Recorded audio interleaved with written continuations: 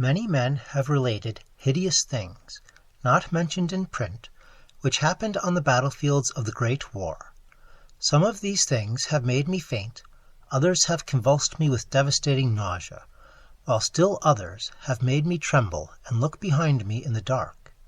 Yet, despite the worst of them, I believe I can myself relate the most hideous thing of all, the shocking, the unnatural, the unbelievable horror from the shadows. In 1915, I was a physician with the rank of first lieutenant in a Canadian regiment in Flanders, one of many Americans to precede the government itself into the gigantic struggle. I had not entered the army on my own initiative, but rather as a natural result of the enlistment of the man whose indispensable assistant I was, the celebrated Boston surgical specialist, Dr. Herbert West. Dr. West had been avid for a chance to serve as surgeon in a great war, and when the chance had come, he carried me with him almost against my will. There were reasons why I should have been glad to let the war separate us, reasons why I found the practice of medicine and the companionship of West more and more irritating. But when he had gone to Ottawa, and through a colleague's influence secured a medical commission as major, I could not resist the imperious persuasion of one determined that I should accompany him in my usual capacity. When I say that Dr. West was avid to serve in battle, I do not mean to imply that he was either naturally warlike or anxious for the safety of civilization. Always an ice-cold intellectual machine, slight, blond, blue-eyed, and spectacled, I think he secretly sneered at my occasional martial enthusiasms and censures of supine neutrality. There was, however, something he wanted in embattled Flanders, and in order to secure it, he had to assume a military exterior. What he wanted was not a thing which many persons want, but something connected with a peculiar branch of medical science which he had chosen quite clandestinely to follow, and in which he had achieved amazing and occasionally hideous results. It was, in fact, nothing more or less than an abundant supply of freshly killed men in every stage of dismemberment.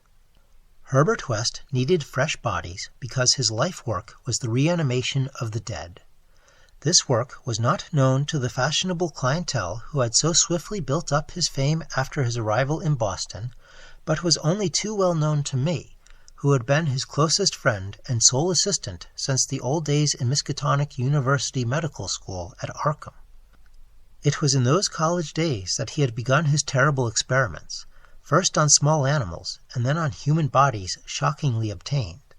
There was a solution which he injected into the veins of dead things, and if they were fresh enough, they responded in strange ways. He had made much trouble in discovering the proper formula, for each type of organism was found to need a stimulus especially adapted to it. Terror stalked him when he reflected on his partial failures, nameless things resulting from imperfect solutions, or from bodies insufficiently fresh. A certain number of these failures had remained alive. One was in an asylum, while others had vanished, and as he thought of conceivable yet virtually impossible eventualities, he often shivered beneath his usual stolidity. West had soon learned that absolute freshness was the prime requisite for useful specimens, and had accordingly resorted to frightful and unnatural expedients in body snatching. In college, and during our early practice together in the factory town of Bolton, my attitude toward him had been largely one of fascinated admiration, but as his boldness in methods grew, I began to develop a gnawing fear. I did not like the way he looked at healthy living bodies, and then there came a nightmarish session in the cellar laboratory where I learned that a certain specimen had been a living body when he secured it.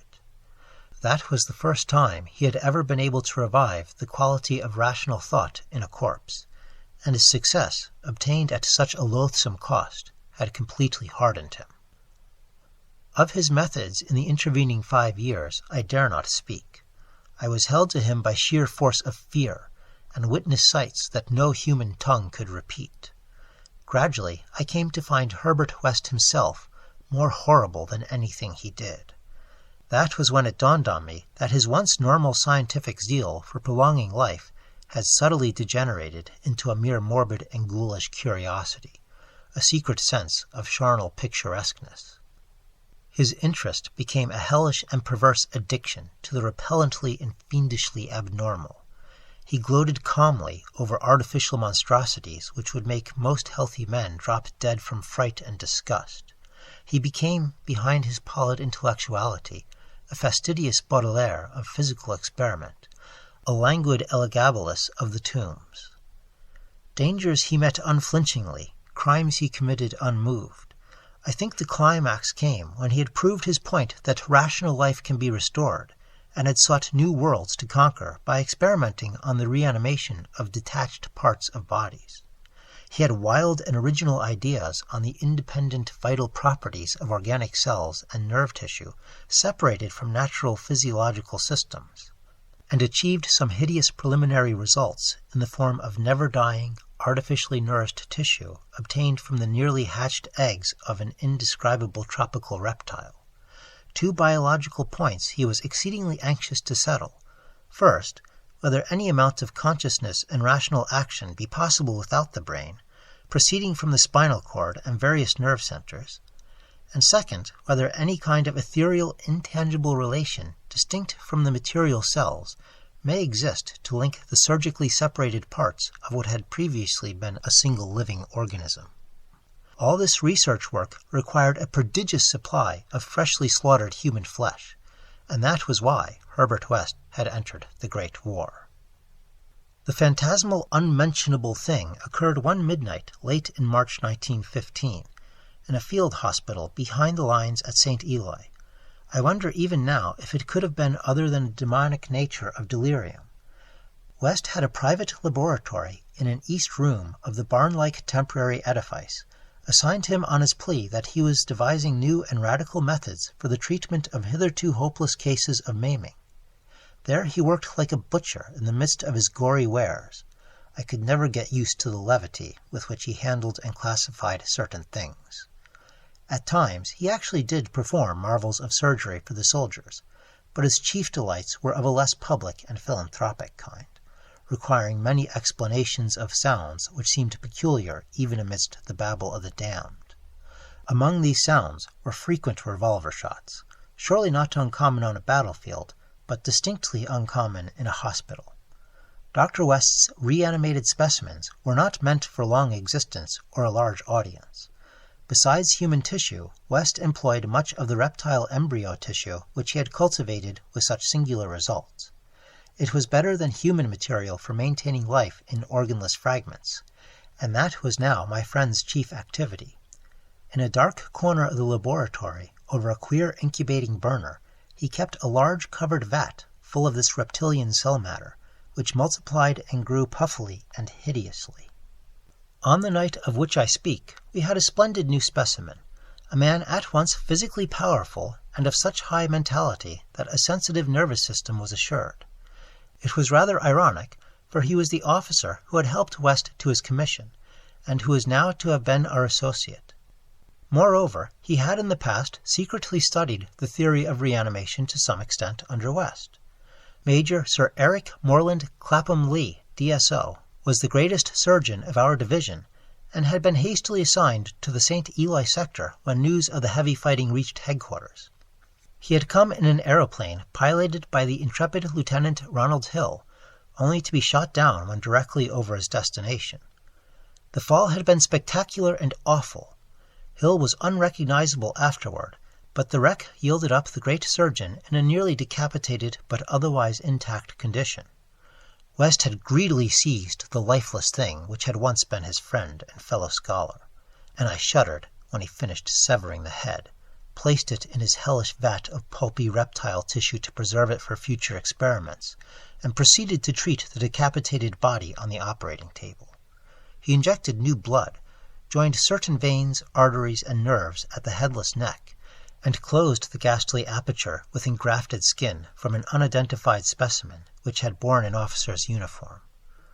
I knew what he wanted, to see if this highly organized body could exhibit, without its head, any of the signs of mental life which had distinguished Sir Eric Morland Clapham Lee. Once a student of reanimation, this silent trunk was now gruesomely called upon to exemplify it. I can still see Herbert West under the sinister electric light as he injected his reanimating solution into the arm of the headless body. The scene I cannot describe. I should faint if I tried it, for there is madness in a room full of classified charnel things, with blood and lesser human debris almost ankle-deep from the slimy floor, and with hideous reptilian abnormalities sprouting, bubbling, and baking over a winking bluish-green spectre of a dim flame in a far corner of black shadows. The specimen, as West repeatedly observed, had a splendid nervous system. Much was expected of it, and as a few twitching motions began to appear, I could see the feverish interest on West's face. He was ready, I think, to see proof of his increasingly strong opinion that consciousness, reason, and personality can exist independently of the brain, that man has no central connective spirit, but is merely a machine of nervous matter, each section more or less complete in itself. In one triumphant demonstration, West was about to relegate the mystery of life to the category of myth. The body now twitched more vigorously, and beneath our avid eyes commenced to heave in a frightful way. The arms stirred disquietingly, the legs drew up, and various muscles contracted in a repulsive kind of writhing. Then the headless thing threw out its arms in a gesture which was unmistakably one of desperation, an intelligent desperation, apparently sufficient to prove every theory of Herbert West. Certainly the nerves were recalling the man's last act in life, the struggle to get free of the falling aeroplane. What followed, I shall never positively know.